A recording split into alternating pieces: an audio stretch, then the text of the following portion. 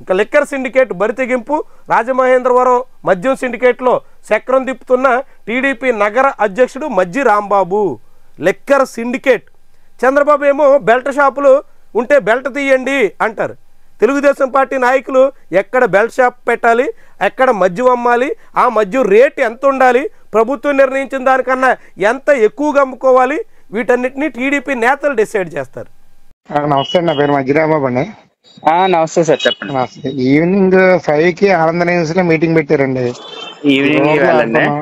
Rural urban 39 షాపులు కలిపి ఏ brand కి ఎంత పిచ్చి అమ్ముకోవాలి ఏంటి దాన్ని మొత్తం సిఏ గారు ఇప్పుడు ఇందాక ఎక్సైజ్ కానిస్టేబుల్ వచ్చాడండి. ఎక్సైజ్ మీటింగ్ అన్నాడు, నౌకర్నామా అని. అది కాదండి మంది ఎక్సైజ్ మీటింగ్ దీనికి సంబంధం లేదండి. మనం ఇవాళ సిఏ వాళ్ళతో ఎక్సైజ్ నార్త్ సౌత్ సిఏ వాళ్ళని కూర్చోబెట్టి మాట్లాడించాం. వాళ్ళు ఏదో ఆఫర్ పెట్టారు ఇంత కావాలని. అది ఈవినింగ్ సిఏని కూడా రమ్మన్నా అక్కడికి ఆనందనేసికి. ఏం చేయాలి, ఎలాగ అమ్మాలి, అందరం కలిపి యూనిటీగా ఎలా ఉండాలి. నా సైడ్ నుంచి ఒక చిన్న రిక్వెస్ట్ అండి, చెప్పండి. మీరు కొంచెం లీడ్ తీసుకొని ఏమనుకున్నామో అది పేపర్ మీద పెట్టండి సార్. అదే అదే దాని గురించి అప్పుడు ఏమనుకుంటున్నారంటే ఏదనుకున్నా 39 మీద బాండ్ మీద సంతకం పెట్టించాలి. అంటే 100 రూపాయల బాండ్ మీద సంతకం. అదే నేను చెప్పనండి, 39 మీద బాండ్ మీద సంతకం ప్లస్ 39 మీద ఎవరికి కేసు వచ్చినా అందరూ బరాయించాలి. ఫర్ ఎగ్జాంపుల్ ఏదో కేసు పెట్టంటారు, కేసు పెట్టమంటే ఎవరికైనా కేసు పెట్టారనుకోండి, పెడితే ఆ 39 మంది కలిపి 5 లక్షల ఫైన్ అది కాలు కట్టాలి, కలిపి కట్టాలి.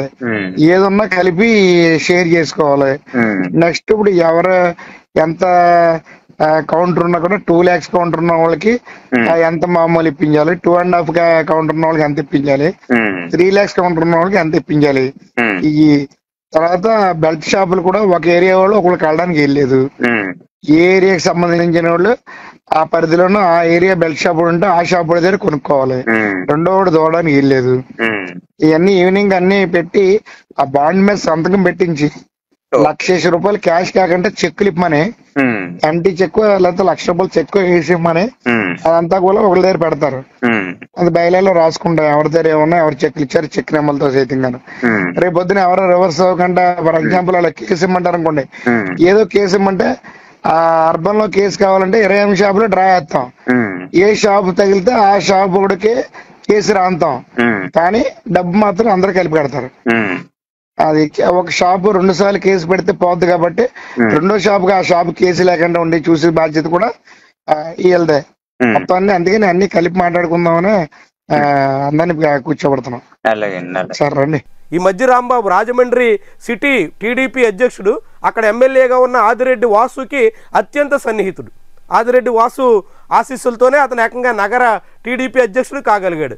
ఇప్పుడు ఆయన ఎమ్మెల్యే ఆశీస్సుల మేరకు మొత్తం నగరంలో లిక్కర్ సిండికేట్ అంతా నడిపే ప్రయత్నానికి పూనుకుంటున్నాడు. ఈ లిక్కర్ సిండికేట్లో ధరలు పెంచి మందుబాబుల దగ్గర నుంచి భారీగా వసూలు చేసి ఆ డబ్బులు పంచుకునే ప్రయత్నానికి ఇప్పుడు ఒక లిక్కర్ కింగ్ అన్నట్టు ఎట్లా ఉంది చూడండి. అసలు దానికి సంబంధించినటువంటి ఆడియో లీక్ అయ్యింది. అంటే తెలుగుదేశం పార్టీ నాయకులు ఎంత యథేచ్ఛగా బెల్ట్ షాపులు వేలం పెట్టినటువంటి ఘనత, తిరుమల కొండల మీద బెల్ట్ షాపులు నిర్వహించినటువంటి అరుదైనటువంటి విశిష్టత, తణుకులో సంతలోనే బెల్ట్ షాపులు నడిపినటువంటి ఒక ప్రత్యేకత ఈ ప్రభుత్వంలో దక్కింది. ఇప్పుడు అదే రాజమండ్రిలో లిక్కర్ సిండికేట్ మొత్తాన్ని తమ కనుసన్నల్లో సాగిస్తున్నటువంటి తీరు మరోసారి వెల్లడయ్యింది.